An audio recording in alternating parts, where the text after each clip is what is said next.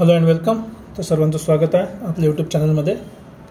आपण last लेक्चरपर्यंत harmful आणि useful micro ऑर्गॅनिझमविषयी discuss करत होतो.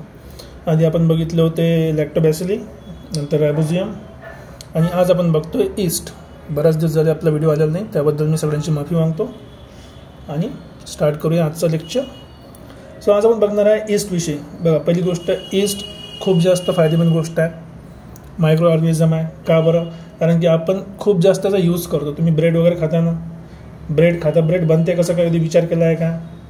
ब्रेड बनते जेव्हा आपण फ्लॉवर जे असते ना, त्या फ्लॉवरमध्ये आपण जेव्हा ईस्ट टाकतो, तर ईस्ट काय करते, त्याला फुगवते. फुगल्यानं काय होते, ते शुगर त्याच्यामधली काय होते, डिकम्पोज होते. आपल्याला माहिती आहे, जेव्हा कधी शुगर डिकम्पोज होते तेव्हा आपल्याला काय भेटते, फर्मेंटेशन होते. आणि फर्मेंटेशन झालं म्हणजे काय भेटते, काही ना काही नवीन प्रोडक्ट जे नॉर्मली आपल्यासाठी चांगलं असते. नॉर्मली सगळ्या ठिकाणी चांगलं असतं कंपल्सरी नाही. अल्कोहोल वगैरे कन्झम्पशन बेकार गोष्ट आहे, पण अल्कोहोल तयार होते, ते आपण फ्यूल म्हणून यूज करू शकतो. ते आपण बघितलं होतं आधी. ठीक आहे, तर आता आपण जाऊ थोडा ईस्टवर. तर बघा, जिथे ईस्टमध्ये ही आपली समजा बेसिक ईस्टची डायग्राम आहे. ही डायग्राम कशाविषयी आहे? It is about reproduction of east. Reproduction तुम्ही लास्ट इयरमध्ये म्हणजे जेव्हा 8वीमध्ये असताना किंवा 7वीमध्ये असताना तुम्ही हे रिप्रोडक्शन शिकले असणार. ही एक आहे प्रोसेस ज्याच्यामध्ये काय होते, समजा हे ओरिजिनल अशी ईस्टची सेल आहे आपली, असं ॲज्युम करतो मी की ही आपली ईस्टची सेल आहे. तर ईस्टच्या सेलमध्ये काय असतात, नेहमीसारखं सगळ्या गोष्टी असतात. कुठल्या न्यूक्लियस असते, नंतर त्याची सेल वॉल आहे. समजा न्यूक्लियस आहे, हे सेल वॉल आहे, याच्या अंदर काय आहे, सायटोप्लाझम आहे. ठीक आहे, तर हे काय करते, समजा आपल्याला नवीन ऑफस्प्रिंग तयार करायची असेल तर काय करते, हे या स्वतःच्या जो न्यूक्लियस आहे त्याला 2 पार्टमध्ये डिवाईड करते. स्वतःची बॉडी आहे त्याला 2 पार्टमध्ये डिवाईड करते. हा पार्ट मग हळूहळू काय होते, कमी कमी होत सेपरेट होते. या प्रोसेसला आपण म्हणतो बडिंग. बडिंग म्हणजे समजते का? बडिंग काय असते, एक बड तयार करतो. ते बडमध्ये काय असते, ह्या ईस्टचे सगळे पार्ट्स जे ऑलरेडी ओरिजिनल पॅरेंट सेलमध्ये आहेत ते त्याच्या एका बर्डमध्ये तयार होते. आणि ती बर्ड म्हणजेच काय झालं आपलं आता नवीन बनणारी ईस्ट. म्हणजे एकापासून 2 होते. जर तुम्हाला थोडं बहुत आठवत असेल की 2चा पॉवर जर तुम्ही वाढवत गेले, समजा जसं 2चा आधी 2 होते सेल, मग भले 1 होती, 1ची 2 झाली, 2चे 4 झाले, 4चे 8 झाले, 8चे 16, 16चे 32, 32चे 64, 64चे 128, आणि मग समोर वाढत बघा बिलकुल 10 वेळेस रिप्रोडक्शन झाल्याबरोबर आपण 1000च्या वर पोहोचतो. आणखी डबल केलं तर डबल होते 2048. याच्यानंतर आपल्याला काय माहीत पडते की ईस्टचं जे रिप्रोडक्शन आहे ते एकदम फास्ट होते. ईस्टचं रिप्रोडक्शन काय होते, एकदम फास्ट होते. हे कुठल्या टाईपचं रिप्रोडक्शन आहे, मग हे ह्या प्रोसेसला आपण म्हणतो बडिंग. आणि हे आहे असेक्शुअल रिप्रोडक्शन. का बरं असेक्शुअल आहे? कारण याच्यामध्ये गॅमेट्स नाही आहे, कुठले गॅमेट्स नाही आहे, मेल फिमेल नाही आहे. काय होते, ते स्वतःच्याच पार्टला अर्धा तोडून नवीन सेल बनवते. आणि बर्डिंगनुसार काय होते, हे मधातली जे सेल आहे इथून ते कट होऊन हा नवीन सेल तयार होते. तर ही जी नवीन सेल आहे आपण काय म्हणतो, this is your bird. This is your bird. जे बाहेरून असते आपल्याला माहिती, त्याला काय म्हणतो आपण, सेल वॉल आहे ना, काय म्हणतो त्याला आपण, सेल वॉल म्हणतो. आणि सेंटरमध्ये काय असते, न्यूक्लियस. आणि याच्यामध्ये हमेशा काय राहते, सायटोप्लाझम. हे आपल्याला ऑलरेडी माहीत आहे. तर ईस्ट विषयी जेव्हा आपण शिकतो आणि का बरं कामाचं आहे ते पण आज बघणार आहे आपण, की हार्मफुल आहे की युजफुल आहे. तसं मी ऑलरेडी सांगितलेलं आहे की हे काय आहे, एक युजफुल मायक्रो ऑर्गॅनिझम आहे ईस्ट. ठीक आहे, ओके. आता बघा काय करायचं, एकदम सिंपलची गोष्ट, आपण एक गोष्ट लिहू. आता हे आपल्याला समजलं बडिंग काय आहे. सो ईस्ट काय, it is a micro organism. ठीक आहे, आणि हे कसं रिप्रोड्यूस होते, सो ईस्ट रिप्रोड्यूस बाय होते ना. So it reproduce by the process of budding. आता बडिंग काय मी एक्सप्लेन केलं आहे तुम्हाला, की ते स्वतःच्या ऑर्गन्सला आणि स्वतःच्या सायटोप्लाझमला, बॉडीला 2 पार्टमध्ये एकमेकासोबत डिवाइड करते आणि आपल्याला 2 बर्ड मिळतात, ही वरचा बर्ड आणि पॅरेंट सेल. तर ह्या प्रोसेसला काय म्हटलं आहे आपण, बडिंग. आणि बडिंग कुठल्या टाईपचं रिप्रोडक्शन झालं मग, it is asexual reproduction. Reproduction एकदम सोपं काम आहे. ठीक आहे, asexual reproduction. So east reproduce by asexual production. त्याला काय म्हणू आपण, बाय प्रोसेस ऑफ बडिंग. नवीन बड तयार होते, पॅरेंट सेलपासून नवीन सेल तयार होते. ठीक आहे. नेक्स्ट, आता ऑलरेडी तुम्हाला ईस्ट माहीत आहे. समजा मी सांगितलं की ईस्ट आपल्याकडे असलं तर आपण त्याला जर फ्लॉर म्हणजे व्हीटचं फ्लॉर किंवा त्याला पीठ म्हणतो, पिठामध्ये टाकलं तर पीठ फुगते एकदम, म्हणजे त्याला जेवण करण्यासाठी दुसऱ्यावर डिपेंड राहावं लागते. तर जेव्हा कोणती ऑर्गॅनिझम दुसऱ्यावर डिपेंड असते आपण त्याला काय म्हणतो, हेट्रोट्रॉप. सो आपण त्याला काय म्हणू, east is a heterotrophic organism. East is a heterotrophic organism.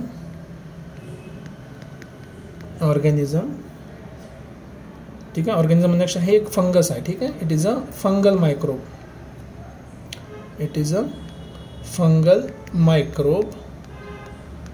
ठीक आहे. Which grows on carbon compound.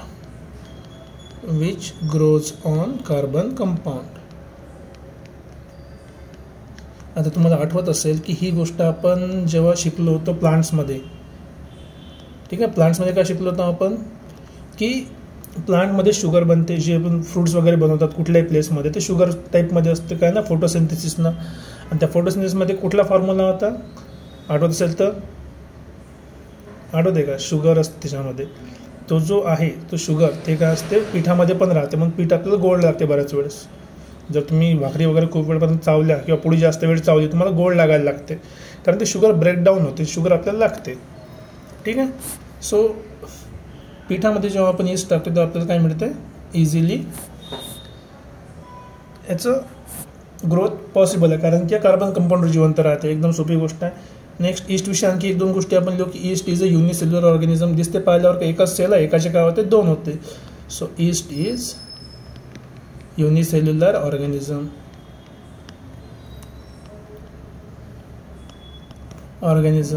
ठीक आहे. किती स्पेसिस आहे, खूप साऱ्या स्पेसिस आपण आपल्या बुकमध्ये दिलेलं आहे की देअर आर 1500 डिफरंट स्पेसिस. तर एवढ्या साऱ्या स्पेसिस आहे, सगळ्या कामाच्या आहे का असं काही नाही. काही स्पेसिस आपल्यासाठी चांगल्या असते, काही स्पेसिस आपल्यासाठी वाईट असतात. तर चांगल्या गोष्टी आहेत त्या आपण बघणार आहे. जसं आता फंगसमध्ये बिमारी पण तयार होते. जर तुम्हाला माहीत असेल तर आपण म्हणतो की फंगल इन्फेक्शन झालं म्हणतो बॉडीला, किंवा आपले कपडे खराब होते त्याला फंगस लागली म्हणतो, ब्रेडला म्हणतो आपण फंगस लागली. ते फंगस पण काय याचाच पार्ट आहे. पण फंगस चांगला असा आहे का, नाही. काही चांगले असतात, काही वाईट असतात. तर आपण चांगल्या गोष्टी बघू. मग आता याला काय सेल वॉल आहे, ते कुठल्या टाईपची सेल झाली माहिती आहे ना, सेल वॉल आहे. ठीक आहे. आपण काय म्हणतो की yeast is a eukaryotic cell. Yeast is eukaryotic cell. ठीक आहे. तर ईस्ट विषयी आपण 2-4 गोष्टी बघितल्या कामाच्या. कुठल्या बघितल्या की ईस्ट काय एक युनिसेल्युलर ऑर्गॅनिझम आहे.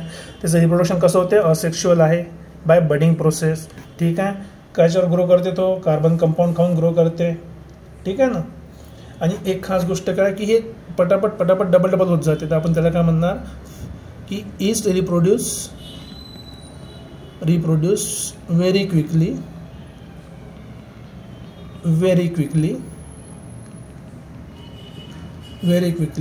त्याला आपण एक्सपोनेन्शियल ग्रोथ म्हणतो. आता एक्सपोनेन्शियल ग्रोथ काय असते तुम्हाला माहीत नाही, पण आपण त्याला एक्सपोनेन्शियल ग्रोथ म्हणतो. म्हणजे डबल होणं, टिबल होणं, असं वाढत जाण्याला आपण काय म्हणतो, exponential growth. So east reproduce very quickly. ठीक आहे. आणि जी ग्रोथ आहे ती ग्रोथ कशी आहे, ती ग्रोथ आहे आपली एक्सपोनेन्शियल टाईपची ग्रोथ. एक्सपोनेन्शियल ग्रोथ म्हणजे काय झाली, मग आता काय सांगू शकता कोणी, काही असं स्पेशल नाही आहे, फक्त काय होते पटापट ते इन्क्रीज होते. ठीक आहे. मग आता जर समजा आपल्याला माहीत आहे की ईस्ट काय करते, शुगरला ब्रेकडाऊन करते. शुगरला ब्रेकडाऊन केल्यानंतर काय भेटते आपल्याला, काय मिळते, त्याचे बाय प्रोडक्ट मिळतात. शुगरला ब्रेकडाऊन करणं म्हणजेच काय होते ॲक्च्युली फर्मेंटेशन. सो फर्मेंटेशनचं डेफिनेशन काय लिहिणार आहे की एका प्रोसेसमध्ये जिथे आपण कार्बोहायड्रेटला कशामध्ये कन्वर्ट करतो, कार्बन डायऑक्साईड आणि अल्कोहोलमध्ये, त्याला प्रोसेसला आपण काय म्हणणार आहे, फर्मेंटेशन. ही गोष्ट आपण आधी पण बघितली होती लॅक्टोबॅसिलीसाठी, जिथे आपण पिकल्स वगैरेमध्ये पण त्याचा यूज बघितला होता. ठीक आहे ना. So basically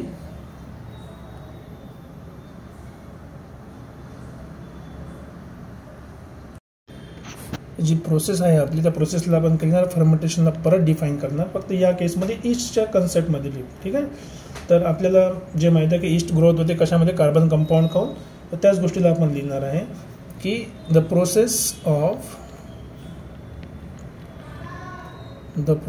of obtaining nutrition. Obtaining म्हणजे घेतणं, भेटली पाहिजे. ऑब्टेनिंग न्यूट्रिशन या प्रोसेसमध्ये ईस्ट काय करते, ईस्ट कन्वर्ट्स काय कार्बन कंपाऊंड्स, म्हणजे कार्बन कंपाऊंड्स आहे ना, ईस्ट कन्वर्ट्स कार्बन कंपाऊंड्स, त्यालाच आपण काय म्हणतो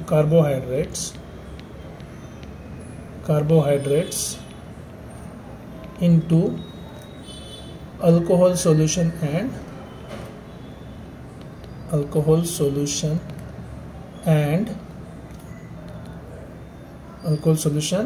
and carbon dioxide is called fermentation.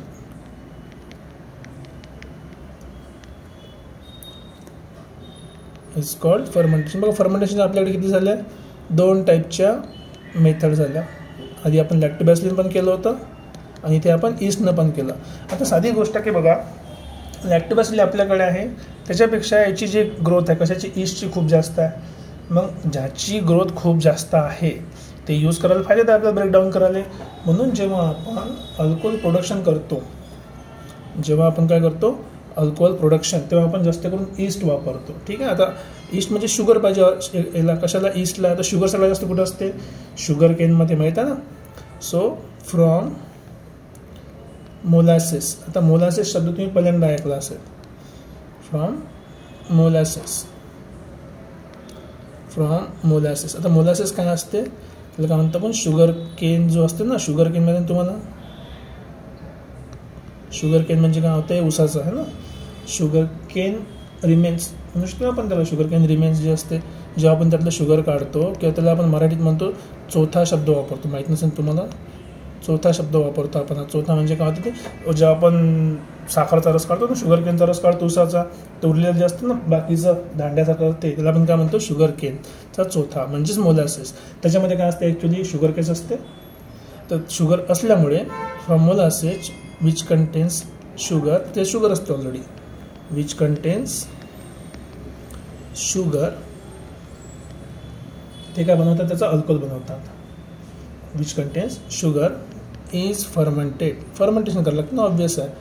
Is fermented with help of east. आता ईस्टचं स्पेशल नाव पण दिलं आहे आपल्या बुकमध्ये. तर ईस्टचं नाव आहे सॅक्रोमायसिस. ठीक आहे. ईस्टचं नाव काय, सॅक्रोमायसिस. एकदम सिम्पल आणि पाठ करणं एकदम सोपं आहे, कारण की शुगरमध्ये काय राहणार आहे, सॅक्रोमायसिस. ठीक आहे. शुगरमायसिस कायसाठी, टू प्रोड्यूस अल्कोहोल. पण इथं अल्कोहोलमध्ये एक स्पेशल टाईपचं अल्कोहोल, त्याला आपण म्हणतो टू प्रोड्यूस इथेनॉल. उदाहरणार्थ काय, त्याचा फॉर्म्युला दिला आहे Ce2H5OH. हा त्याचा फॉर्म्युला आहे, केमिकल फॉर्म्युला. ठीक आहे. मग याच इथेनॉल, स्पेलिंग मिस्टेक, आधी पण एका ठिकाणी स्पेलिंग मिस्टेक झालंच होतं आपलं. ती इथेनॉलपासून आपल्याला बऱ्याच गोष्टी मिळतात. एक मिळतात स्पिरिट. आता स्पिरिट काय, जर तुम्हाला माहीत नसेल, स्पिरिट आपण यूज करतो लॅम्पमध्ये. स्पिरिट लॅम्प शब्द ऐकला असेल कधी, नाही. मग नंतर आपण त्याला यूज करतो इंजेक्शन द्यायच्या आधी. आठवते का, इंजेक्शन द्यायच्या आधी डॉक्टर काहीतरी बोळा ओला करते, आपल्या हाताला चोळते, है ना. ते काय, स्पिरिट आहे. स्पिरिट म्हणजे काय होते, अल्कोहोल. तर हे कामासाठी आहे. स्पिरिट लॅम्पमध्ये यूज करतो आपण, किंवा डिसइन्फेक्शनसाठी यूज करतो, डिसइन्फेक्ट करायसाठी. ठीक आहे. आणखी नंतर इथेनॉलपासून आणखी काय भेटते, अल्कोहोल भेटते आपल्याला. अजून काय भेटते, अल्कोहोल माहिती आहे सगळ्यांना काय असते. मग बेसिकली अल्कोहोल कुठून भेटू शकते, ज्या ठिकाणी काय शुगर आहे, कारण की शुगरचं असतं ना, कार्बोहायड्रेट आहे, त्यालाच आपण फर्मेंट करतो. तर मग अल्कोहोल कुठून भेटू शकते, it can be obtained from, ज्याच्यामध्ये शुगर आहे. शुगर कायच्यात असते, व्हीट. ठीक आहे. बार्ले. ठीक आहे. ज्वार, मेज, ह्या सगळ्यापासून आपण मेज म्हणजे काय होते, कॉर्न माहिती ना, कॉर्न एक्सेट्रा ह्या गोष्टीपासून आपल्याला काय भेटते, शुगर भेटते. शुगर भेटलं तर आपण त्याला काय करू शकतो, फर्मंट करून काय भेटते आपल्याला, इथेनॉल. अजून इथेनॉलचा फायदा काय आहे ना, बिलकुल. Ethanol is a good fuel, good fuel. खूप ठिकाणी आजकाल आपण गाड्यामध्ये इथेनॉल यूज करतो. आपल्या गव्हर्नमेंटनं पण काय सांगितलं की गाड्यामध्ये तुम्ही काय यूज करायला पाहिजे, फ्यूल यूज करायला पाहिजे. कोणतं, इथेनॉल. तर बऱ्याच ठिकाणी आपल्याला काय दिसते की इथेनॉल आपल्या गाड्यामध्ये आपण यूज केलेलं दिसते. ठीक आहे. आता समजा हे आपल्याला सगळं माहिती आहे ऑलरेडी, एवढं सगळं माहिती आहे. अजून शुगर कुठे कुठं असते ते आपण यूज करू शकतो. शुगर कुठे कुठे असते आपल्याला माहिती आहे की फ्रूट्समध्ये पण शुगर असते. काय असते, फ्रूटमध्ये पण काय असते, शुगर असते. म्हणून बघा की ग्लुकोज अँड फ्रुक्टोज कुठे असते, फ्रूटमध्ये असते. Fructose is also used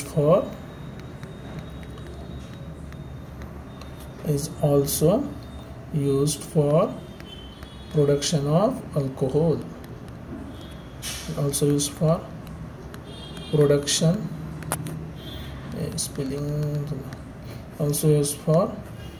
of alcohol.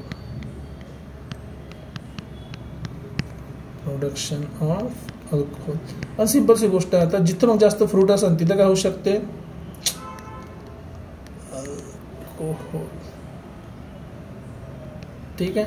आता उदाहरणार्थ सगळ्यात जास्त कुठे आहे बघा, ग्रेप्स कुठे असते सगळ्यात जास्त माहिती असं महाराष्ट्रात. ग्रेप्स कुठे आहे, आपल्या इथं नाशिकमध्ये आहे.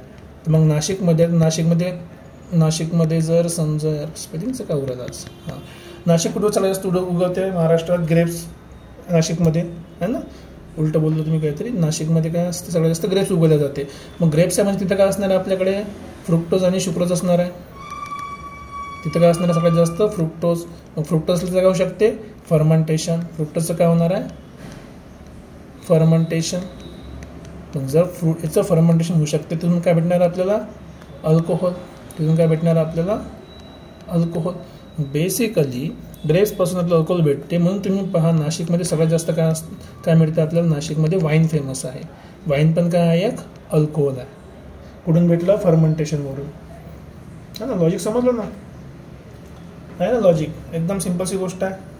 म्हणून बऱ्याच ठिकाणी आपल्याजवळ वायनरीज जे आहे, so therefore most winery म्हणजे जे वाईन तयार करतात, therefore most wineries are located near Nashik.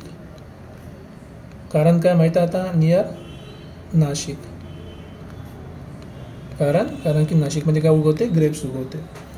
अजून याचं बऱ्याच ठिकाणी यूज होतात ईस्टचं. या ईस्टचं नाही पण बऱ्याच टाईपचे ईस्ट, असं एक दोन तुम्हाला सांगतो, म्हणजे आपल्या बुकमध्येच दिलेले आहे की एक ईस्ट आहे, त्याचं नाव आहे एरोविया लिपोलायटिका. नाव अजीब आहे ना, लिपोलायटिका. आता याचा फायदा काय, समजा कधी समुद्रामध्ये समजून घ्या असं की एखाद्या ठिकाणी ऑइल प्रोडक्शन असते. आता ऑइल प्रोडक्शन कुठलं समजून घ्या, पाम ऑइल आहे. पाम ट्रीपासून पाम ऑइल बनते.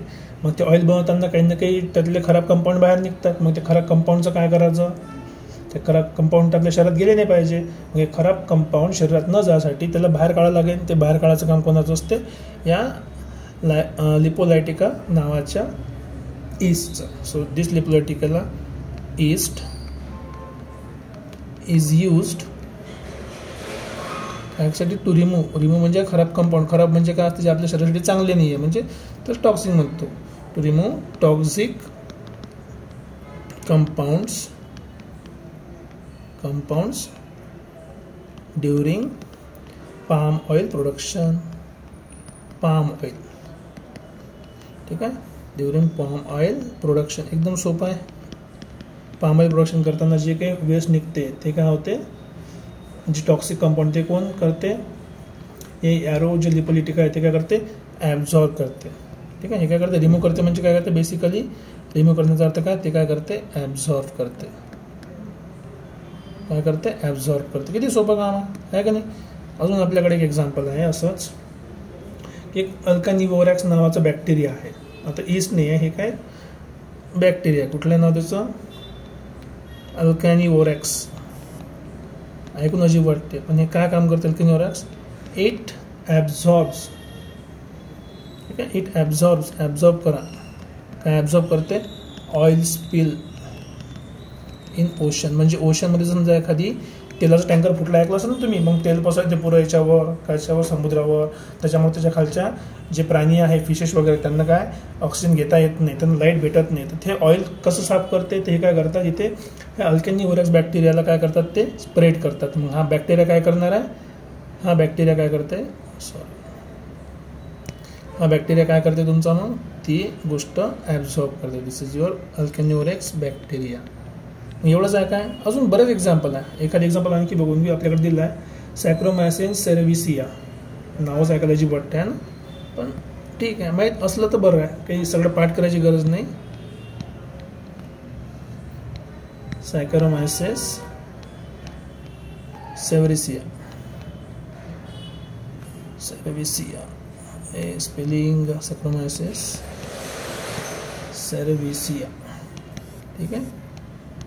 आता नाव सांगते सॅक्रोमायसिस काहीतरी, तर काहीतरी ते ॲब्झॉर्ब करते. So it absorbs पोल्युटंट्स.